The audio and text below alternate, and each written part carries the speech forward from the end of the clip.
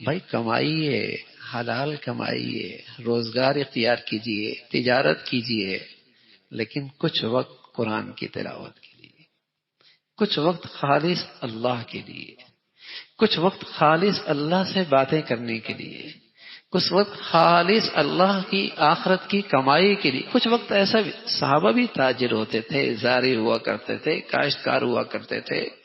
ایسا نہیں کہ وہ سب خانقاہوں میں بیٹھتے تھے، پہاڑوں میں چلے گئے تھے، جنگلوں میں چلے گئے تھے. نا وہ انہی گلیوں میں، انہی بازاروں میں زندگیاں گزارا کرتے تھے.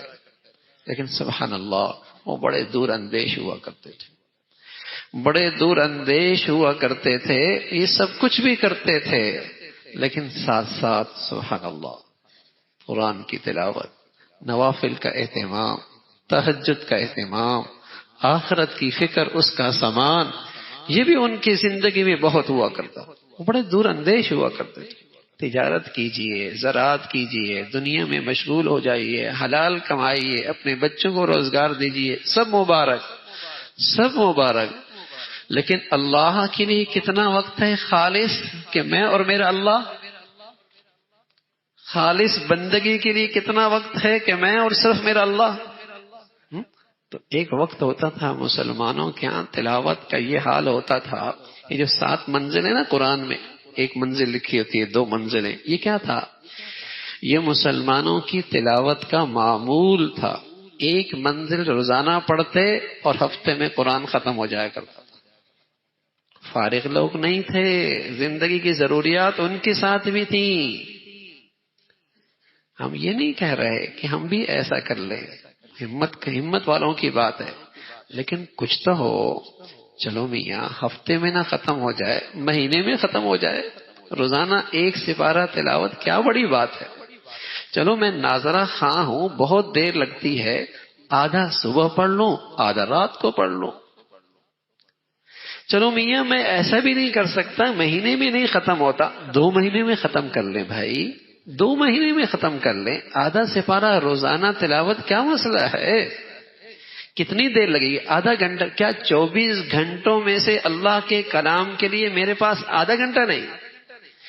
دنیا کے چند گھنٹوں کے سنوارنے کے لیے میرے پاس 24 گھنٹے، کھربوں سال کی زندگی سنوارنے کے لیے میں آدھا گھنٹہ نہیں نکال سکتا؟ آدھا گھنٹہ. اگر میں آدھا گھنٹہ نکال کر روزانہ آدھا سپارہ تلاوت کر لوں، 2 مہینے میں میرا قرآن ختم. اور انشاءاللہ سال میں 6 قرآن ختم. اور رمضان میں تو اللہ رب العزت کا ویسی فضل ہوتا ہے، ہم جیسے گناہگاروں کے بھی ماشاءاللہ کئی سپاروں کی تلاوت ہو جاتی ہے، اور یوں ایک سال میں 10-12 قرآن ختم ہو جائے. لیکن میرے عزیزو، قرآن کے ساتھ بڑی ناانصافی کرتے ہیں، بڑی حق تلفی کرتے ہیں. پورا سال گزر جاتا ہے، قرآن پورا نہیں ہوتا. پورا سال گزر جاتا ہے، بات تو بیچارے ایسے کمزور ہیں کہ زندگی گزر جاتی ہے، قرآن نہیں ختم کیا ہوتا. زندگی گزر جاتی ہے، قرآن نہیں ختم ہوتا. وقال الرسول یا رب ان قوم اتخذوا هذا القرآن مہجورا. اللہ کا رسول کل قیامت میں بارگاہ خداوندی میں شکایت کریں گے اور کہیں گے اے اللہ میری یہ امت ہے، اس نے قرآن کو پس پش ڈال دیا تھا، اس نے قرآن کا حق ادا نہیں کیا. وقال الرسول یا رب ان قوم اتخذوا هذا القرآن مہجورا. تو تلاوت قرآن مسلمانوں کا ایسا اہتمام ہوتا تھا، نہ صرف مرد عورتیں بھی، نہ صرف مرد عورتیں بھی، نہ صرف جوان بچیاں بھی، نہ صرف بڑے چھوٹے بھی.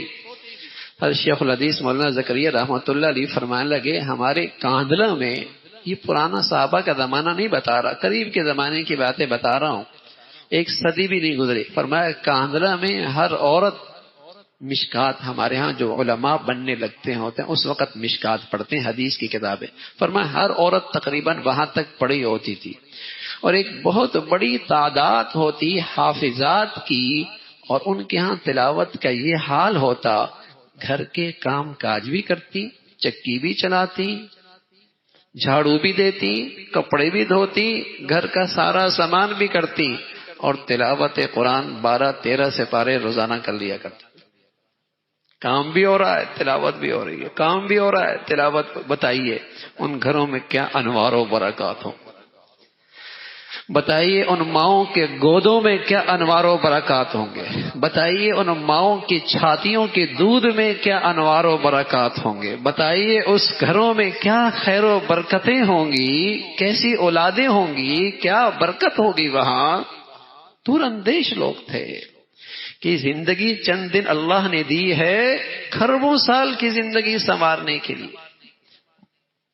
مسلمان نماز پڑھنے کے لیے آتے تھے، بیٹیاں بہنیں تہجد میں اٹھ کر سویرے سویرے تلاوت کر رہی ہوتی تھی، اور گلیوں سے گزرنے والوں کو گھروں سے یوں آواز آتی جیسی شہد کی مکھیاں اڑ رہی ہوں تو بن بناٹ کی آواز آتی، ہر گھر سے قرآن کی تلاوت۔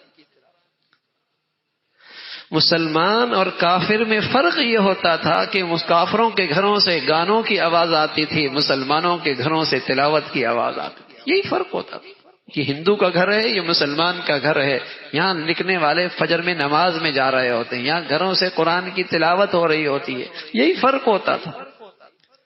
برکتیں ہوتی تھی میرے عزیزو، خیر و برکت ہوتی تھی، انوارات گھروں میں ہوتے تھے، شیطان اور شیطانی اثرات سے ہمارے گھر محفوظ ہوتے تھے، محبتیں ہوتی تھیں، سکون ہوتا تھا، جان میں، مال میں، عزت میں، رزق میں، صحت میں، اولادوں میں برکتیں ہوتی تھی۔